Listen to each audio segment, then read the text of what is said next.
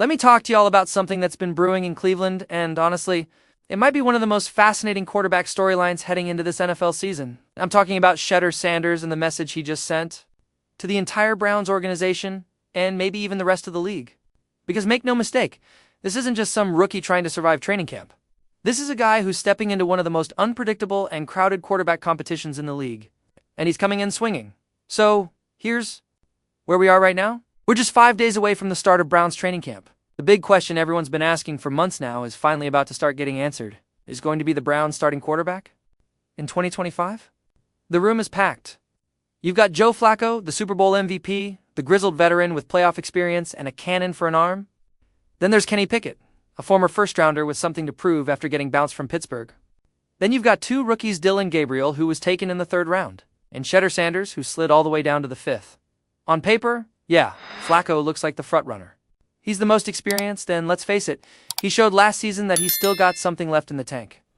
Pickett probably slots in as the logical backup. So most fans, most analysts, even inside that locker room are, probably thinking this whole thing comes down to Shedeur and Gabriel battling it out for one final spot on the depth chart.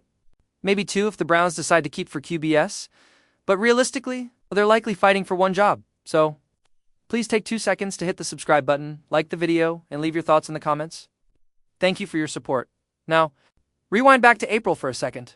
Do y'all remember how much hype Shedeur had going into that draft? He was projected to be a first-round pick. There were people saying he could go top 10, top 15, but instead he dropped like a rock all the way to the 5th round. And that fall wasn't just a draft day show kit, completely changed the path in front of him. Because now, instead of walking into a team as a franchise savior or a day one starter, he's a long shot. It's a late-round pick fighting for scraps in one of the most crowded QB rooms in the NFL, and here's the wild part. The Browns want it to be hard for him. GM Andrew Berry didn't sugarcoat anything. After the draft, he came right out and said, "Come in and work. Come in and compete. Nothing is being given." We told him it really doesn't matter where you're picked. It's what you do going forward. No. I gotta respect that, because they're not handing out participation trophies in Cleveland. Not this year. Not with the expectations they've got and the roster they've built. If you want to make this team, you've got to earn it. He didn't flinch. He didn't pout. He didn't complain. Instead, he dropped a video on Instagram just before camp started, and it wasn't flashy, it wasn't showy. He said no excuses. I'll put in the work and do what I have to do. About to be time to be legendary. Whenever that time is. You know, mentally at the very beginning, it'll be a challenge. But I like the challenge now. Man, that's the attitude you want in your quarterback. He knows the odds are against him. He knows nothing's promised.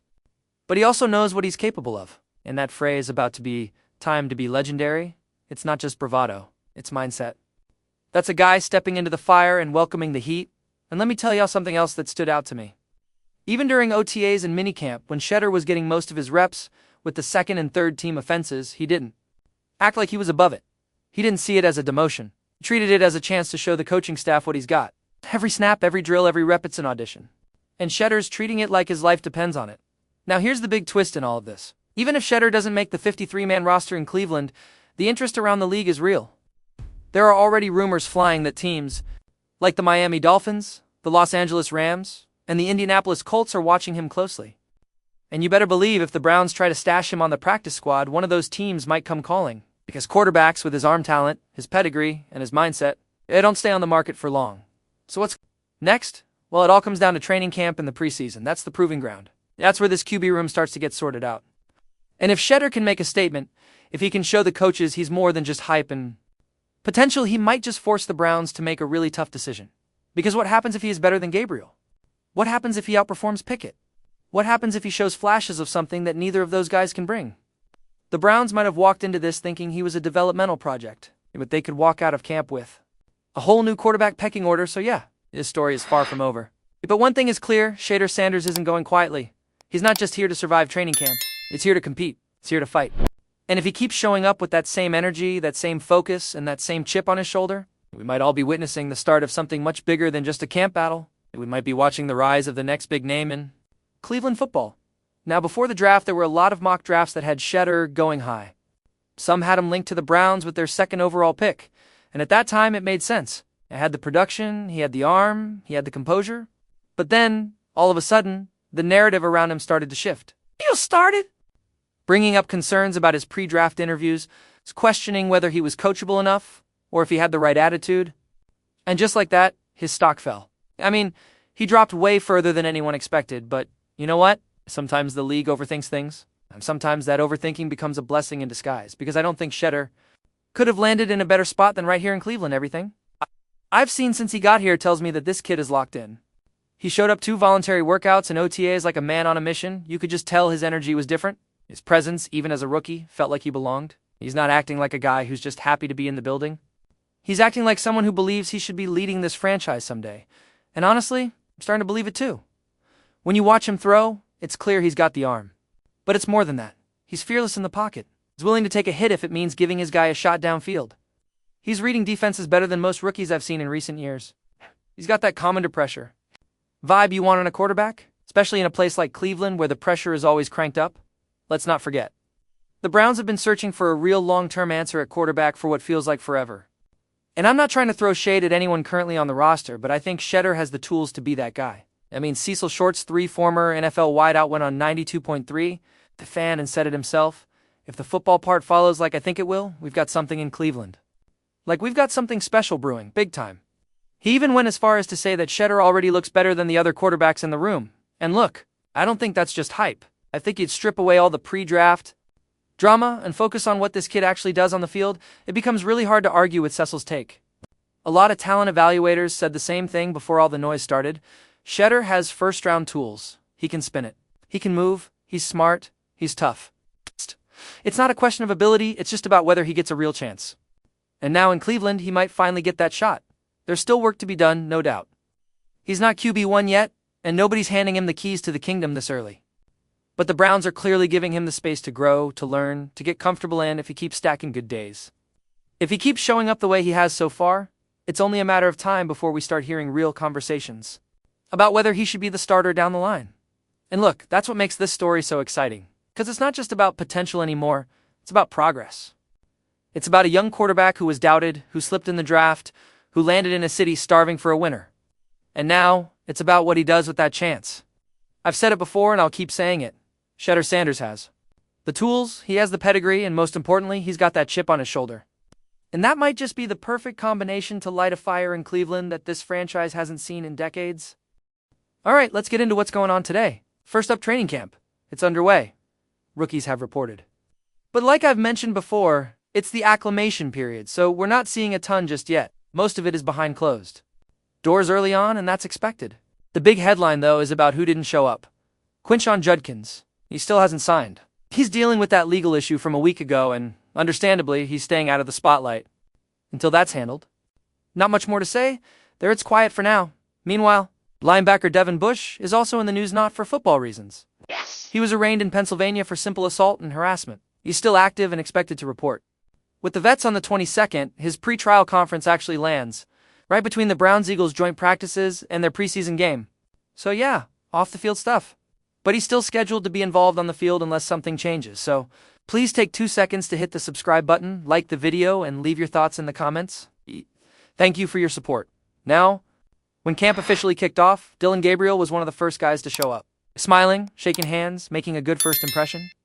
But before all that, Shedeur Sanders was already setting the tone, tweeting out a simple "thank you God" the night before camp. The dude's ready. You can feel that energy building.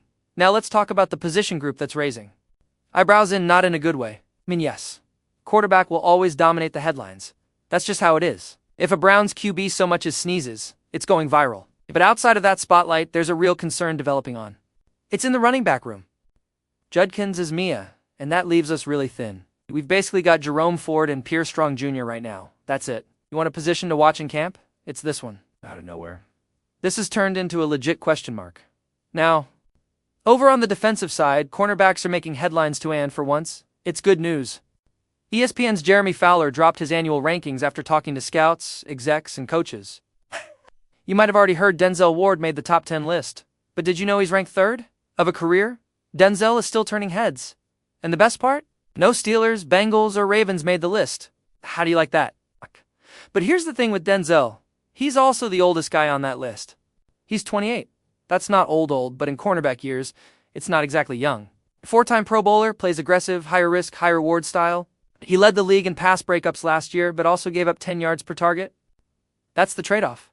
And honestly, my biggest concern isn't his style, it's whether he can stay on the field. Let's break it down. 3 games. Missed in 2018, 4 in 2019, 3 in 2020, more concussion issues in 2022, shoulder problems in 2023, and missed the season finale again last year. Add it all up, 17 games missed. That's a full season. The guy can ball when he's healthy. I've said it a million times, but we need him on the field. If he can stay healthy, we're talking elite status, but it's a big if. Alright, now let me put on my Browns fan cap here and describe how most of us feel about each of our quarterbacks with just one word for each. Ready? Joe Flacco safe? The guy's been around. He knows the offense. He's reliable. He's a leader. If we had to roll with him, nobody's panicking. He's a stabilizer. He's the veteran you can lean on. Kenny Pickett untrustworthy? Sorry, it's true. 13 touchdowns, 13 picks in his career. He's got a decent win-loss record, but the tape doesn't lie. Browns fans just don't trust him yet. And the fact he came from Pittsburgh? Yeah, that doesn't help. Dylan Gabriel. Uncertainty. Left-handed, under 6 feet tall, taken in the 3rd round, there's just a lot of question marks. Nobody really knows what he'll be in the NFL, and everyone's kind of scratching their heads wondering why we took him so early. Shedeur Sanders hope, that's the word. That's what he brings. He's supposed to be a 1st or 2nd rounder falls to us in the 5th. He's got the pedigree, he's got the swagger, he's got the fire. Trained by his dad, worked with Tom Brady, played under Pat Shurmur. Everything about him just screams upside. And man, here in Cleveland, that what a feeling, that's what gives us hope. So yeah, Shedeur is the one that fans are dreaming about. If he pans out, that's the future right there. And speaking of hope, let's go down to the comment section where some of you guys had thoughts. And I want to respond. Oval Penguin 4013 you said, "This is karma for letting Chubb walk." And listen, I feel that. With Judkins out, that whole decision stings even more. But I still think we've got something with Jerome and Samson. It's not over yet. Let's see how things play out. Brondo for idiots? I'm guessing I'm the idiot in that handle, but hey, I respect the creativity. You asked if Stefanski's going to have this team ready out the gate or if it's going to take a couple games again? My take? There's no excuse. This is his offense now. O-line is healthy. The receivers have chemistry. The defense is stacked. There's no reason we can't hit the ground running. And let me just Sedone, give me that tough schedule excuse. Look at your survivor pool from last year. Everybody's brackets were busted by week 3. The NFL is pure chaos. I'm saying it now 3-3. Through the first 6 games, that's realistic now. Shout out to Shedeur again. He went out and supported fire victims recently. Played ball with some kids. Really showed leadership. That's QB1 behavior. But someone in the comments said he made Sanders fans for life. Not Browns fans. I disagree. Community stuff like that connects people to the team. That's how you build loyalty. People remember the jersey. Not just the name. Christian Ashley L316 pointed out that Deshaun Watson bought championship rings for the entire Glenville football team. That's awesome. I didn't have the show back then, but I've got it now, so let me give him his flowers. That's the kind of stuff that matters, especially in Cleveland. And finally, Guru O'Brien. You called me a bad Browns fan for saying Derrick Henry might twist an ankle this year. Listen, I don't wish injuries on anybody. I'm just saying, all have those little hopes when we're facing elite players. Don't act like you don't smile a little when you hear your opponent's QB is out. Come on now. That's fandom. And trust me, if anyone's got hope for this, it's me. That's what this show is about. Staying hopeful, staying grounded, and having fun with it. All right, rookies are in, vets are up next. First full practice is July 23rd. It's gonna get loud real soon. Appreciate all of you for watching. Hit that like, drop your thoughts in the comments. Thanks for watching, and see you next one.